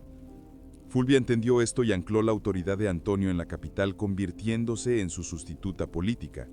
Dirigía aliados, trataba con la plebe urbana, negociaba con facciones e incluso libraba guerra con palabras y plata. Financió tropas leales, ofreció sobornos para mantener el orden público y se aseguró de que cualquier legislación aprobada favoreciera el futuro de Antonio. Algunas fuentes antiguas, especialmente las hostiles como Cicerón y Dion Casio, pintan a Fulvia como manipuladora, regañona e incluso guerrera. Pero debajo de la exageración misógina yace una mujer haciendo política activamente en un mundo que no tenía protocolo para que una mujer hiciera cualquier otra cosa más que tejer y hacer duelo. Fulvia estaba construyendo coaliciones, respaldando comandantes militares e incluso emitiendo decretos, funciones normalmente reservadas para senadores y cónsules. También hizo apariciones públicas y mantuvo relaciones sólidas con soldados veteranos, un demográfico políticamente vital en las luchas de poder de la República tardía. Mientras Antonio campañaba en el este, fue Fulvia quien a menudo era la cara de su autoridad en Italia, reuniéndose con centuriones, influyendo en decisiones sobre distribución de tierras y recordando a los soldados que su lealtad a Antonio venía con recompensas. Pero esta acumulación de poder tuvo un costo. Los aristócratas romanos, particularmente la facción alineada con Octaviano, heredero de César y rival cada vez más amargo de Antonio, resentían la influencia de Fulvia. La veían como una mujer entrometida con demasiado poder sobre legiones, leyes y lealtades. Su capacidad para actuar sin tutela masculina no era solo amenazante, era precedentes. Fulvia no era inajeno. Sabía que la tensión entre Antonio y Octaviano estaba creciendo. Podía ver que su alianza se estaba agrietando y entendía algo que ninguno de los hombres parecía comprender completamente. La República no era lo suficientemente grande para ambos. Así que Fulvia comenzó a prepararse para la siguiente fase. No diplomacia, sino confrontación. Había estado detrás del poder bastante tiempo. Ahora estaba lista para tomarlo en sus propias manos. En 41 antes de nuestra era, Fulvia hizo lo impensable.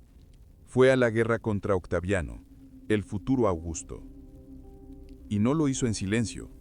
Con su esposo Antonio aún estacionado en el este, Fulvia y Lucio Antonio, el hermano menor de Antonio y cónsul, se tomaron la libertad de desafiar la autoridad de Octaviano en Italia. La causa, ostensiblemente, era defender los intereses de Antonio y proteger los derechos a la tierra de soldados veteranos romanos leales a él. Pero debajo, las huellas dactilares de Fulvia estaban en todas partes. No se trataba solo de política.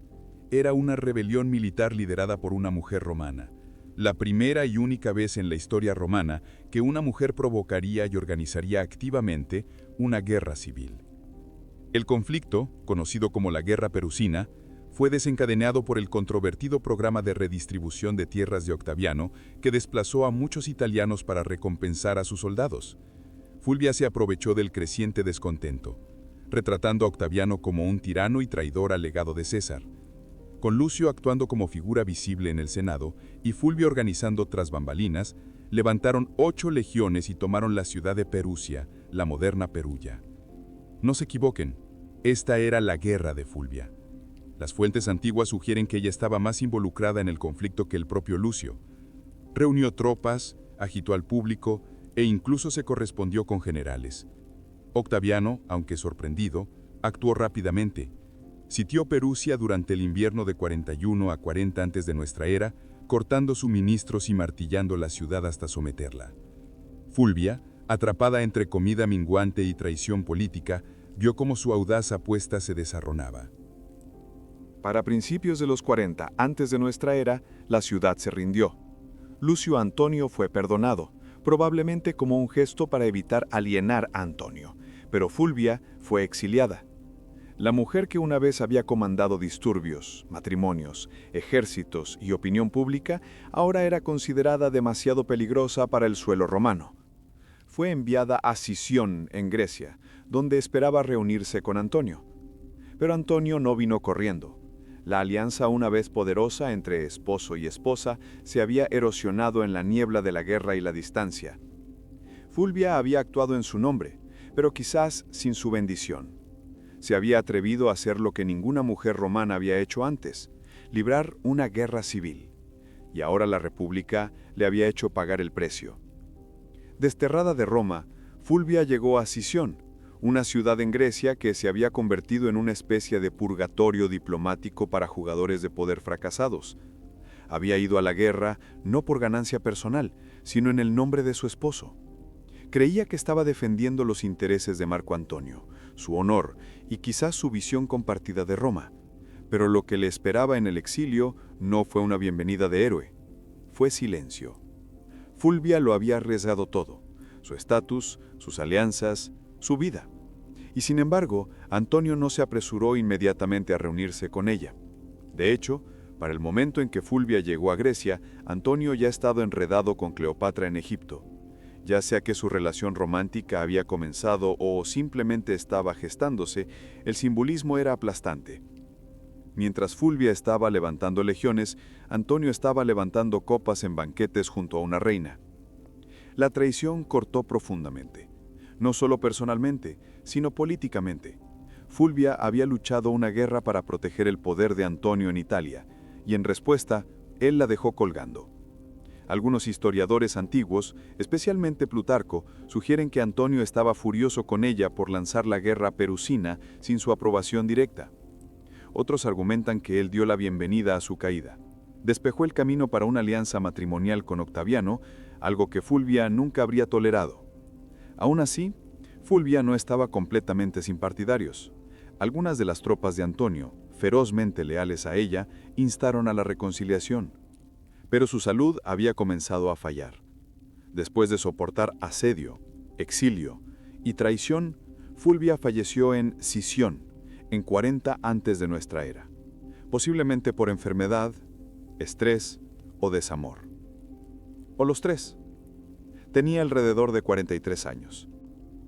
Su muerte le proporcionó a Antonio una salida política limpia. Se reunió con Octaviano poco después y acordó casarse con la hermana de Octaviano, Octavia, como parte de un tratado de paz renovado. Los triunviros estaban temporalmente unidos de nuevo, pero solo porque Fulvia, la única mujer lo suficientemente audaz para desafiar sus designios, se había ido. El legado de Fulvia pronto sería eclipsado por Cleopatra, cuyos mitos casi taparon a todas las mujeres romanas del período. Pero no se equivoquen, Fulvia fue el prototipo. No ejerció poder desde detrás de una cortina. Marchó hacia él, se paró en el centro y se atrevió a comandar ejércitos en un mundo que trataba a las mujeres como mobiliario. Roma no supo qué hacer con ella, así que la borró. Pero las cenizas de su rebelión perdurarían, y su historia estaba lejos de ser ordinaria.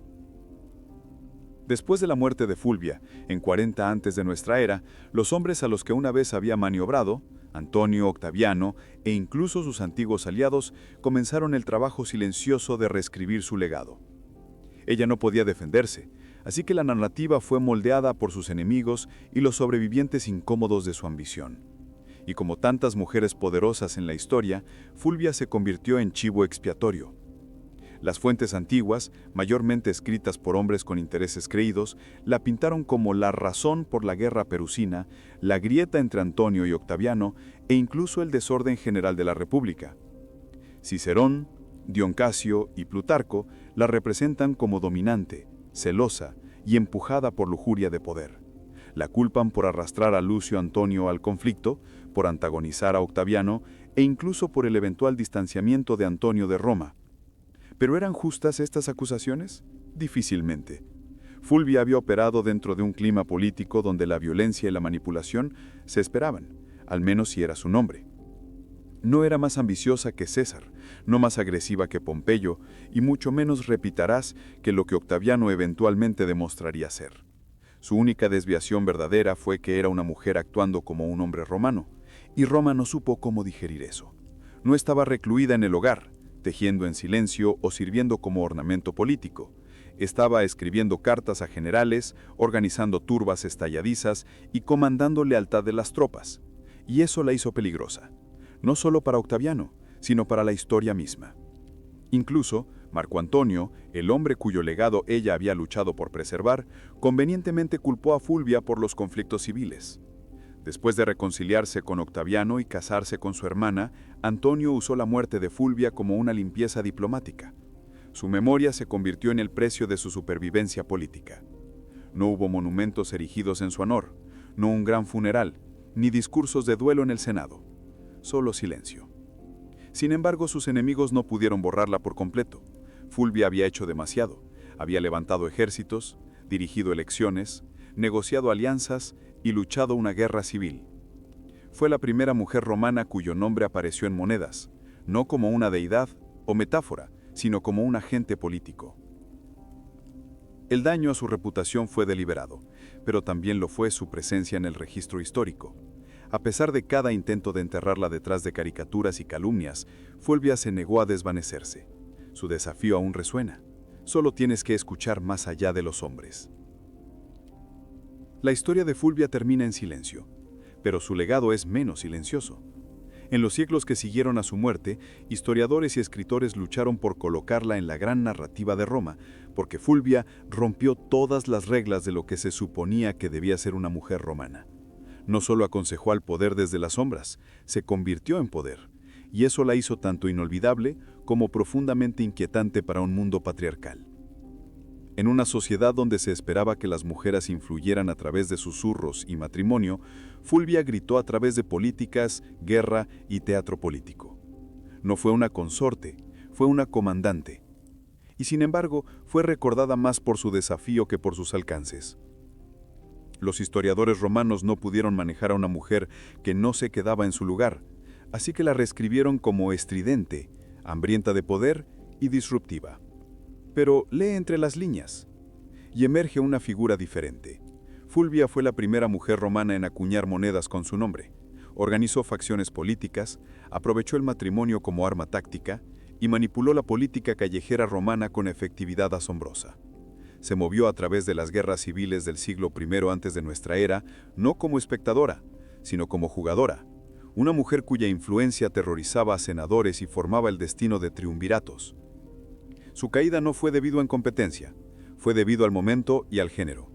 Si hubiera nacido hombre, podría haber sido recordada como un segundo César o un Catón más encantador. En cambio, fue presentada como la mujer malvada que se atrevió demasiado. Aún así, su legado persistió. Más tarde, mujeres romanas como Lidia Drusila, Agripina la Menor e incluso Cleopatra misma, aunque de un mundo diferente, todas operarían en la sombra que Fulvia ayudó a tallar. Manipularían emperadores, ejercerían ejércitos y controlarían la sucesión, pero Fulvia lo hizo primero, y sin título imperial para protegerla. Hoy, los historiadores modernos han comenzado a reexaminar a Fulvia con ojos frescos. Ya no es una historia de advertencia, está siendo reconocida como una de las mujeres políticamente más activas en la historia romana, alguien que probó los límites del poder femenino y pagó el precio. No simplemente vivió en la era de los triunviratos, las desafió, y aunque Roma pudo haber intentado borrarla, Fulvia dejó huellas dactilares en cada rincón de su colapso. No una nota al pie, una fuerza. Una mujer siglos adelantada a su tiempo. Para el verano de 1963, Estados Unidos era un país tambaleándose entre dos mundos, uno arraigado en sistemas centenarios de opresión y otro anhelando respirar frío. En el sur profundo, la segregación no era solo una norma social, era la ley. Los americanos negros estaban excluidos de restaurantes, escuelas, autobuses, cabinas de votación e incluso fuentes de agua. La brutalidad policial era desenfrenada. Los linchazos aún ocurrían y en lugares como Birmingham, Alabama, los protestantes pacíficos estaban siendo recibidos con perros gruñendo y mangueras de incendio de alta presión. Pero el cambio estaba llegando y no pedía permiso. En solo unos pocos años, el movimiento por los derechos civiles había surgido en el centro de atención nacional. Las sentadas, los viajes por la libertad y los boicots se habían convertido en titulares familiares. Líderes como Rosa Parks, Medgar Evers y John Lewis ya no eran solo nombres, eran símbolos de desafío. La marcha en Washington no nació de una sola conversación. Fue el resultado de creciente frustración y feroz esperanza. Los estadounidenses negros ya no estaban contentos con esperar, estaban exigiendo derechos civiles y estaban determinados a hacer oír sus voces donde más importaba, la capital de la nación. La idea de una marcha masiva en Washington, D.C. había estado flotando durante décadas. A. Philip Randolph, un organizador laboral y defensor de los derechos civiles de larga data, había propuesto originalmente el concepto en los años 40. En ese entonces, estaba destinado a presionar a la administración Roosevelt para que desagregara la industria de defensa. Esta protesta fue cancelada después de que Roosevelt cediera y firmara una orden ejecutiva. Pero ahora, en 1963, las apuestas eran aún más altas. Randolph, junto con otros líderes de derechos civiles, incluidos Bayard Rustin y el Dr. Martin Luther King Jr., revivieron la visión. Y esta vez no estaban marchando solo por empleos. Estaban marchando por dignidad, por derechos de voto, por desagregación escolar, por igualdad salarial y, lo más importante, por el derecho humano básico de vivir libres de miedo. Más de una docena de organizaciones importantes de derechos civiles se unieron para planearlo, a pesar de sus muchos desacuerdos, porque entendieron el poder de un frente unificado. La cuenta regresiva había comenzado. Se estaban organizando autobuses, los volantes se estaban esparciendo, el boca a boca se movía más rápido que los periódicos. Y en todo el país, los estadounidenses negros se estaban preparando para lo que se convertiría en uno de los momentos más inolvidables de la historia estadounidense. El sueño estaba tomando forma, un paso a la vez. Organizar una protesta de cualquier tipo en Washington, D.C. no era poca cosa, pero planificar una para más de 100,000 personas, posiblemente más, era una locura. Logísticamente, sonaba como una pesadilla. Comida, agua, transporte, sistemas de sonido, baños, equipos médicos, permisos, control de multitudes, planes de seguridad. Y sin embargo, de alguna manera, lo lograron. En el centro de este caos controlado estaba Bayard Rustin, un hombre que, a pesar de ser abiertamente homosexual y a menudo mantenido detrás de escenas por razones políticas, era un estratega maestro. Rustin había estudiado la no violencia directamente bajo los seguidores de Mahatma Gandhi en India. Había marchado, sido encarcelado, golpeado y vigilado por el FBI. Pero nada lo desconcertaba. Veía a la marcha en Washington como una oportunidad para mostrar al mundo lo que la protesta disciplinada y no violenta podía lograr cuando se coordinaba con precisión militar. En solo 8 semanas, Rustin y su equipo transformaron la idea en realidad. La marcha se llamó oficialmente la Marcha en Washington por Empleos y Libertad, y fue deliberadamente enmarcada para incluir tanto justicia racial como oportunidad económica. Ese mensaje dual no fue accidente. Mientras el Dr. King más tarde se convertiría en el símbolo espiritual del día, fueron Randolph y Rustin quienes se aseguraron de que las demandas fueran tanto sobre desempleo, salario mínimo y derechos de los trabajadores como sobre derechos civiles.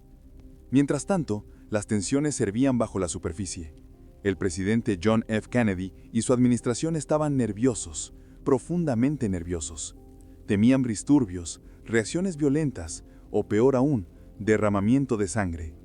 Los líderes de derechos civiles aseguraron que la protesta sería pacífica. Aún así, la Guardia Nacional estaba en espera. Los hospitales en DC fueron puestos en alerta y las ventas de licor fueron prohibidas para el día. A los trabajadores federales incluso se les dijo que podían quedarse en casa.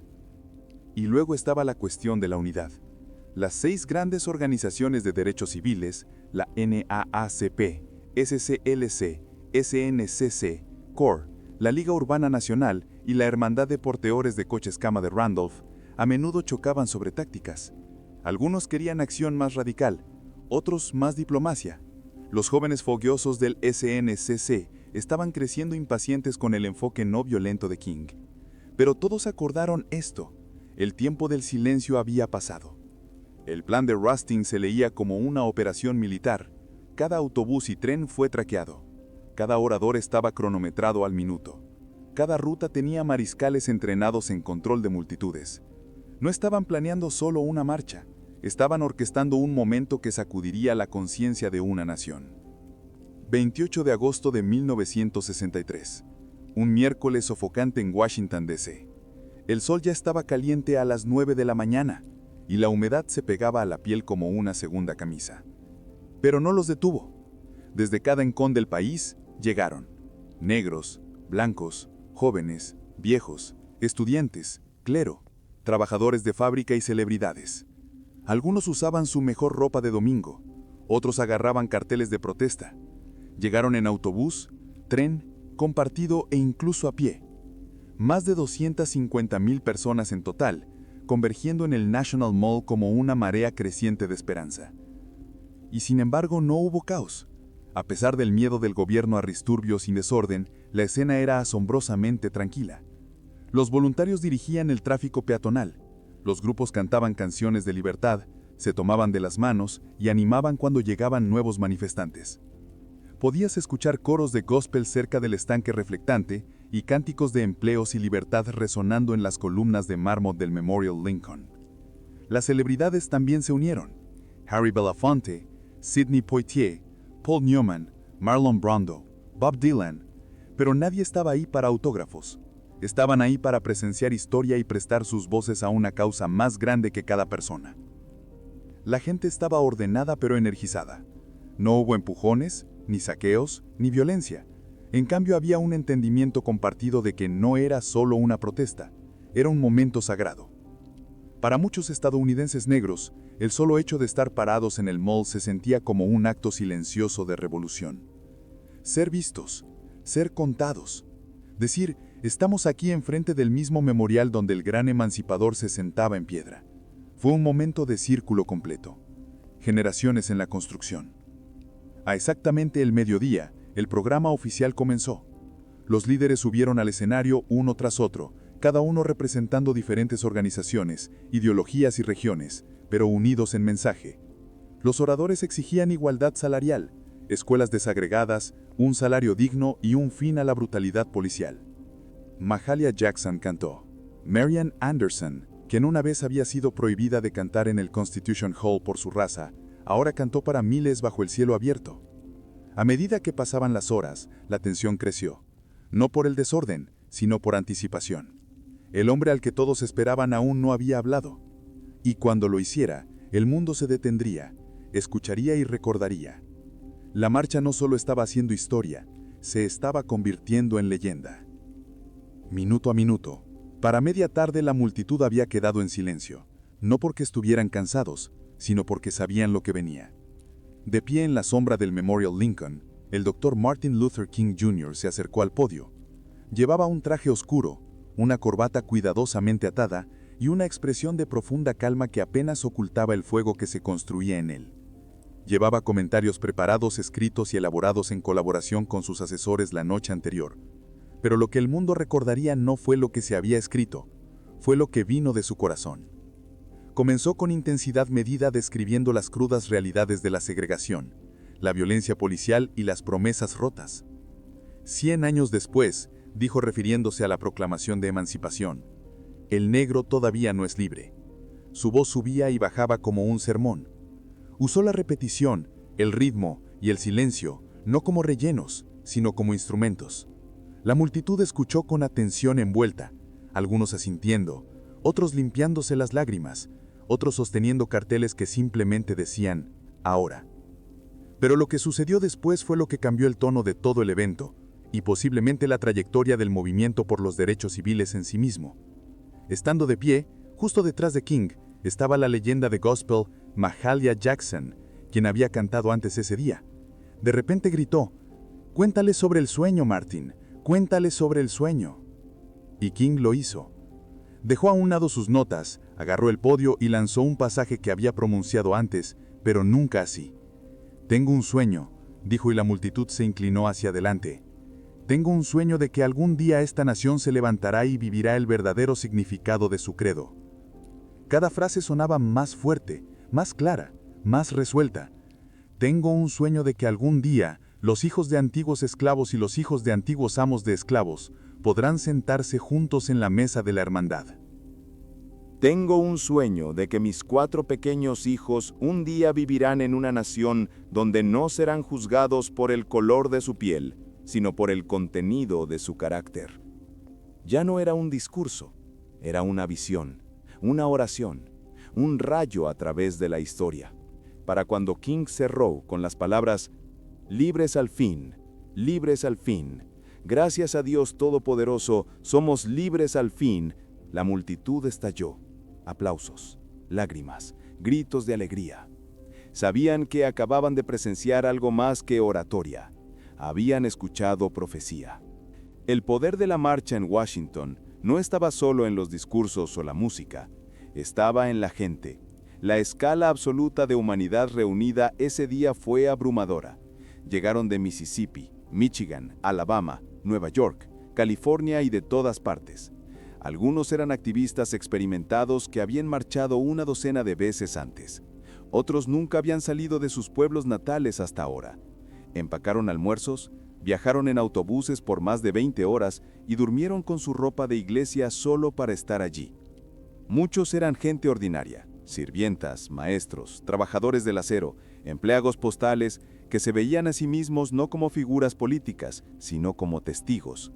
No solo querían cambio, eran el cambio. También había niños en la multitud. Niñas negras jóvenes con cintas en el cabello, niños con carteles hechos a mano. Los padres levantaban a los pequeños sobre sus hombros para que pudieran ver el memorial Lincoln en la distancia y escuchar las voces de los oradores llevadas por altavoces. Para ellos, esto no era solo un evento, era el comienzo de un nuevo mundo. Algunos rostros se destacaron. Estaba el joven John Lewis, de solo 23 años, representando al Comité Coordinador Estudiantil No Violento, SNCC. Su discurso original había sido tan ardiente, tan intransigente, que los líderes senior le pidieron que lo suavizara minutos antes de subir al escenario. Él aceptó, pero apenas. Su llamado al cambio radical todavía sacudía a la multitud. Y luego estaba Daisy Bates, la única mujer en hablar ese día. No en su propio nombre, sino leyendo una declaración preparada en nombre de otras mujeres de derechos civiles. Los organizadores habían enfrentado críticas por marginar las voces femeninas. El breve pero poderoso mensaje de Bates subrayó una dura realidad. Incluso dentro de un movimiento sobre igualdad, algunas voces todavía luchaban por ser escuchadas. También estaban presentes organizadores sindicales, rabinos, nojas, sacerdotes y estudiantes de todos los orígenes. No todos estaban de acuerdo en estrategia. Algunos favorecían la no violencia de King, otros se inclinaban hacia la postura más militante de Malcolm X. Pero por ese día, esas diferencias no importaron. La unidad ganó. Fue una sinfonía visual de posibilidad estadounidense. Manos blancas y negras unidas en solidaridad. Botones de libertad ahora prendidos en los pechos. Y el sonido de 250,000 almas respirando como una. Los rostros en la multitud no solo estaban observando la historia desarrollarse, la estaban moldeando, y ninguno de ellos olvidaría lo que vieron. Mientras el mundo veía unidad, inspiración y justicia poética en los escalones del Memorial Lincoln, detrás de escenas, la marcha en Washington fue todo menos simple. Lo que parecía un movimiento perfectamente sincronizado, en verdad se mantenía unido con hilo, sudor y mucho compromiso de último minuto. Bayer Rostin, el arquitecto principal de la marcha, tuvo que luchar no solo con logística, sino con política. Estaba constantemente bajo escrutinio, no solo porque era abiertamente homosexual y excomunista, sino porque algunos líderes de derechos civiles temían que su identidad se usara para desacreditar el movimiento. De hecho, el congresista Adam Clayton Powell una vez había amenazado con acusar públicamente a Rostin y al Dr. King de ser amantes si King no retiraba a Rostin de una campaña anterior. Esa amenaza atormentaba cada etapa de la planificación. Luego estaba el tema de las voces de las mujeres. A pesar de los papeles críticos desempeñados por mujeres como Ella Baker, Diane Nash y Dorothy Haight, ninguna fue invitada a dar discursos importantes por su cuenta. Rosa Parks estaba en la multitud, ese día, reverenciada por todos, pero no se le dio el micrófono. Detrás de las poderosas imágenes de la marcha yacía la verdad. El movimiento todavía luchaba con sus propias jerarquías y puntos ciegos. Incluso dentro de las 6 grandes organizaciones, la fricción burbujeaba. Los líderes de SNCC estaban cada vez más desilusionados con el ritmo lento del cambio y la insistencia de la generación anterior en la moderación. Querían confrontar el racismo sistémico de manera más agresiva. Corrett tenía frustraciones similares, pero la unidad se consideró demasiado importante solo por un día. Mientras tanto, el gobierno federal observaba con dientes apretados. J. Edgar Hoover, del FBI, había asignado más de 100 agentes para espiar a los organizadores. Pinchaban habitaciones de hotel, seguían a figuras clave y compilaban expedientes. Estaban convencidos de que la marcha se volvería violenta o que los comunistas secuestrarían el evento. Cuando nada de eso sucedió, simplemente duplicaron su vigilancia, especialmente del Dr. King. Y no olvidemos el dinero. La marcha costó más de $250,000, equivalente a millones hoy. La mayor parte se recaudó a través de sindicatos y donantes comprensivos, pero los organizadores se esforzaron hasta la última hora. Incluso pidieron prestados walkie-talkies de los Boy Scouts. La marcha en Washington fue histórica, sí, pero también fue profundamente humana, imperfecta, desordenada, política e inacabada, al igual que el país que buscaba sanar. El sol comenzó a hundirse detrás del monumento a Washington, mientras las multitudes se dispersaban lentamente. La gente se abrazaba, lloraba, cantaba y se demoraban lo que podían, renuentes a dejar lo que se sentía como tierra sagrada. Pero la marcha había terminado. Los discursos habían sido entregados. Los carteles habían sido levantados en alto. El mundo había observado y ahora la pregunta colgaba pesadamente en el aire húmedo de agosto. ¿Qué sigue? En los días inmediatos que siguieron, la reacción de los medios fue cautelosamente positiva. Los principales periódicos reconocieron la naturaleza histórica del evento, aunque a menudo con un tono de curiosidad distante. Algunos la llamaron ordenada y digna, lo cual era código para nadie causó disturbios. Pocos medios dieron mucho espacio a las demandas específicas de la marcha, como el llamado a un programa federal de empleos o un salario mínimo de $2, equivalente a $20 hoy. Pero todos cubrieron el discurso del Dr. King. Eso al menos no podía ignorarse. El presidente John F. Kennedy, quien había inicialmente opuesto a la idea de la marcha, la vio desarrollarse en televisión con creciente admiración y quizá sorpresa. Llamó al evento impresionante y se reunió con líderes de derechos civiles inmediatamente después en la Casa Blanca. Pero el movimiento legislativo permanecía lento. Su propuesta de ley de derechos civiles todavía estaba estancada en el Congreso, atrapada en las garras de la oposición sureña. Algunos activistas estaban desilusionados. Habían esperado que la marcha resultara en acción inmediata. En cambio, era de vuelta al trabajo duro: organizar, marchar, resistir y llorar a aquellos que pagaron el precio por la justicia. Solo semanas después, esa realidad golpeó fuerte. El 15 de septiembre de 1963, 4 niñas negras fueron asesinadas en el atentado de la Iglesia Bautista de la calle 16, en Birmingham. El sueño había sido expresado, sí, pero la pesadilla no había terminado. Aún así, algo había cambiado. La marcha en Washington marcó una nueva fase en el movimiento por los derechos civiles. demostró que la protesta masiva podía ser disciplinada, poderosa e imposible de ignorar. Unió a una coalición más amplia que nunca: sindicatos, líderes religiosos, celebridades, estudiantes y americanos de clase trabajadora, todos en un punto, unidos por la justicia. Y sobre todo, le dio al movimiento una voz, un sueño, un discurso que sería citado, estudiado y resonado en todo el mundo. La marcha había terminado, pero el camino apenas comenzaba, y ese camino pronto llevaría a través de sangre, legislación y transformación. La marcha en Washington no solo sacudió la conciencia de Estados Unidos, reformó su paisaje moral. Lo que había comenzado como un acto audaz de protesta se convirtió en una piedra angular del legado del movimiento por los derechos civiles, alterando permanentemente cómo los estadounidenses entendían la justicia, la democracia y el poder de la acción colectiva. En términos legislativos, la marcha no produjo victorias inmediatas, pero creó impulso. Menos de un año después, en julio de 1964, el presidente Lyndon B. Johnson firmó la Ley de Derechos Civiles. Prohibió la segregación en lugares públicos y prohibió la discriminación en el empleo basada en raza, color, religión, orientación u origen nacional. Y en 1965 siguió la Ley de Derecho al Voto, golpeando el corazón mismo de las leyes de Jim Crow. ¿Habrían pasado estos proyectos de ley sin la marcha? Posiblemente. ¿Pero habrían tenido la misma fuerza moral? ¿La misma presión pública innegable? Probablemente no. Para Martin Luther King Jr., el discurso de ese día lo impulsó a un nuevo reino. Pasó de ser un líder respetado a un ícono global. Pero la fama vino con un costo: vigilancia, amenazas y en última instancia su eliminación en 1968. El sueño del que habló en esos escalones se volvería más conmovedor, más trágico y más venerado con cada año que pasaba. Para el movimiento más amplio, la marcha mostró lo que la unidad podía lograr. Les dio a los organizadores un plan para la movilización a gran escala e inspiró a una generación de activistas tanto en Estados Unidos como en el extranjero.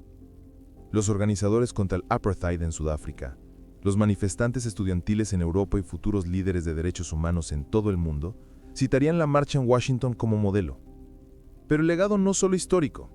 El lenguaje de la marcha, la idea de empleos y libertad, la imagen de resistencia pacífica, los ecos de «tengo un sueño», aún pulsan a través de la protesta moderna. Desde la marcha del millón de hombres hasta las manifestaciones de Black Lives Matter, los ecos de 1963 reverberan con cada cántico y cada cartel de cartón en Washington, D.C. El Memorial a King ahora se encuentra justo al otro lado de la cuenca de marea, del Memorial Lincoln. Los visitantes pasan por su imponente semejanza tallada en piedra, con palabras de ese día de agosto grabadas en el granito. Pero el verdadero memorial no está en piedra. Está en aulas, cabinas de votación, marchas y voces que se niegan a permanecer en silencio. Porque el sueño no estaba destinado a descansar en libros de historia. Estaba destinado a ser vivido. Y el legado de esa tarde de verano todavía nos desafía a hacer exactamente eso. Han pasado más de 60 años desde esa tarde de verano, cuando más de 250,000 personas se pararon hombro a hombro bajo la sombra del Memorial Lincoln.